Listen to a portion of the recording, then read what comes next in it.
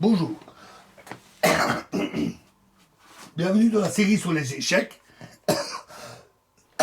Donc toujours les parties sur la défense et la contre-attaque. Ici, une partie de Kelly contre Pac-Man. Donc ils ont joué D4, cavalier F6, cavalier F3, E6, C4, D5, donc la gambit de la dame, cavalier C3, C6, C prend D5, E prend D5, fou G5, fou E7, dame C2, cavalier D7, E3, cavalier H5, H4. On va dire que c'est un coup intéressant. C'est un coup intéressant. H6. Et ici, G4. Ce coup est une erreur. Parce que maintenant, ça veut dire que sur H prend G5, sur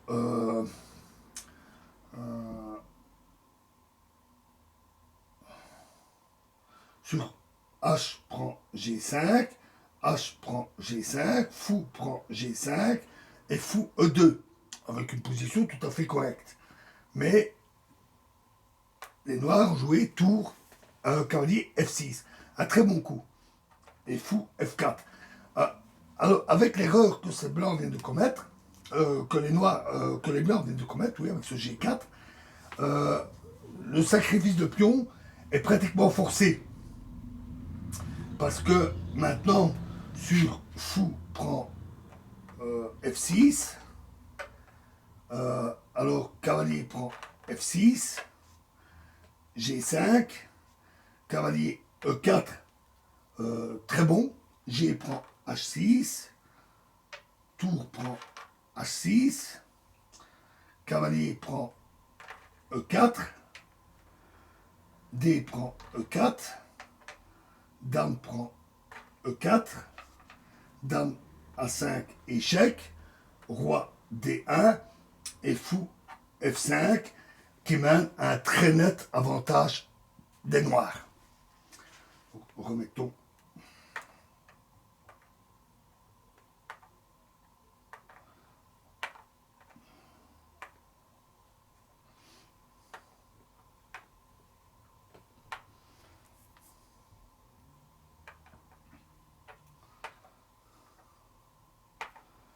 Donc après le fou F4, alors c'est la première crise de la partie.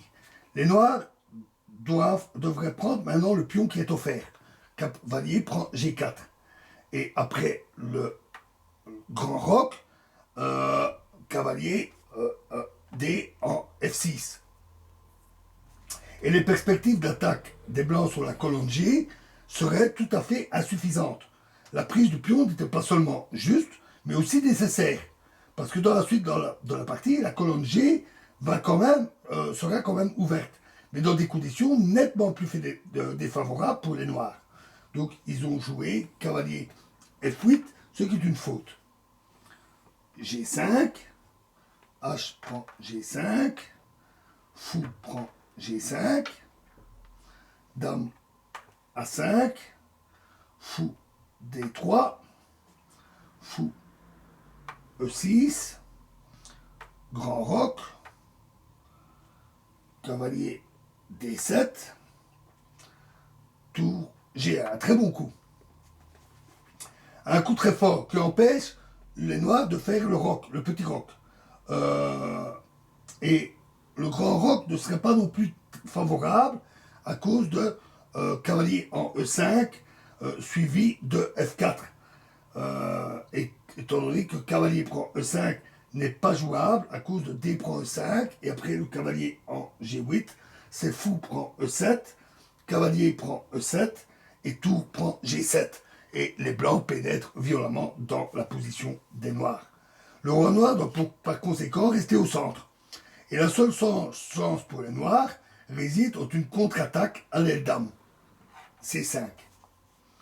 Roi B1, tour C8, fou F5, là un très bon coup, fou prend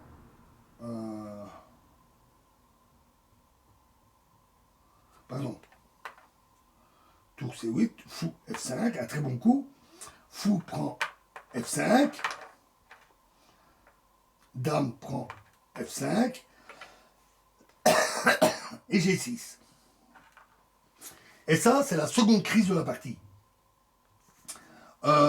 Sur le meilleur coup, dame D3,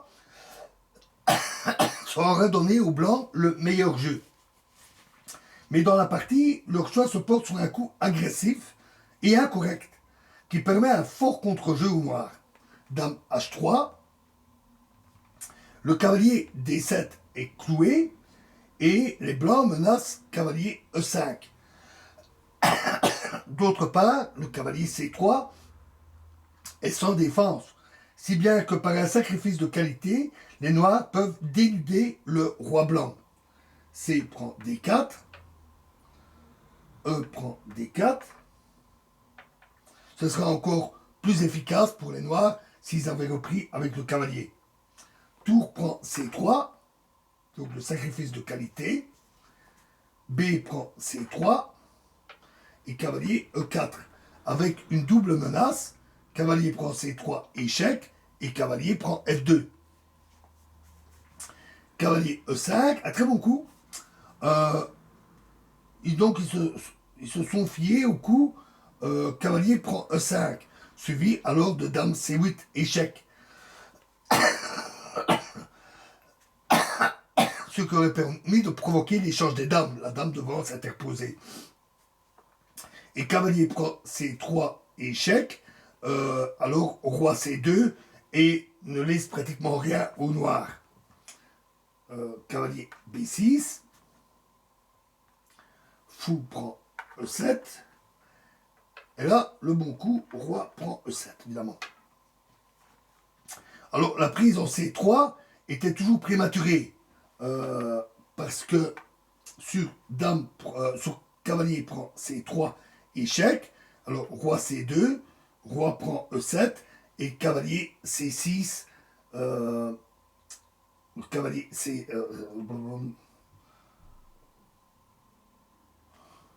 ah oui, et cavalier C6, échec, et puis la dame tombe. Et s'ils reprennent avec le pion, alors dame prend C3. Et les blancs se maintiennent. Cet exemple illustre une phrase, une sentence qui est: la menace est souvent plus forte que son exécution. La menace peut être parée, mais le fait de devoir la parer rend la situation très dangereuse. Les noirs ici prennent l'avantage, donc ils prennent le fou. Ils prennent l'avantage car ils ont laissé planer pendant quelques coups la menace cavalier prend C3, échec, ce qui a restreint les possibilités des blancs. Tour C1, tour C8 et tour E1. Alors ça, ce n'est pas bon. Les blancs comptent ici sur un échec à la découverte sur la colonne E. Un calcul qui est cependant faux. Ils auraient eu plus de perspectives de résister par C4 et après D prend C4, alors seulement tour E1. Bien qu'après cavalier D2, échec, roi A1 et roi F8 pour mettre le roi à l'abri, les noirs auraient eu aussi clairement l'avantage.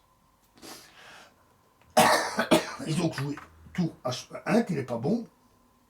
Et maintenant, tour prend C3. Un coup qui a dû surprendre. Maintenant, cavalier prend G6 échoue simplement sur cavalier D8. Pardon, sur roi D8. De même, cavalier C6 échoue sur tour prend C6 et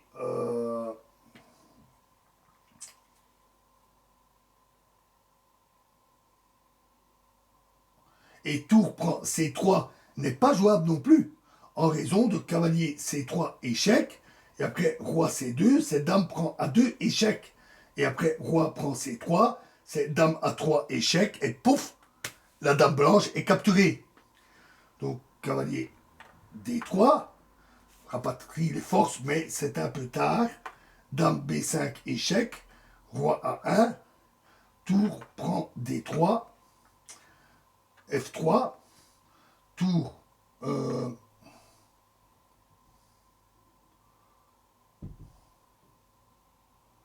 Je me suis trompé. C'est.